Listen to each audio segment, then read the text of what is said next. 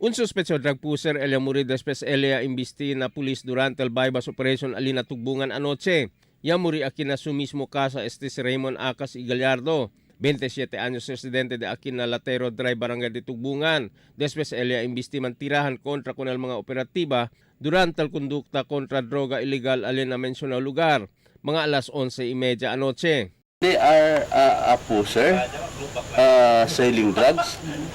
So because of they are hard-headed, then we executed bypass operation, resulted to the hard fight against this one Raymond Acas Gallardo, alias Satotot. And some of his opinion still we are close monitoring to them because according to them they will not surrender. Yari kubri na lugar el 5 mga basyo de bala, un calibre 38 pusil kung mga bala y empty shell, 2 pakete de suspecho shabu y el 300 pesos sen. Así kung kunasdai, el suspecho no rin din na pulis durante el tiempo sila ya kundusi el tuktuk hanyo na casa del suspechao.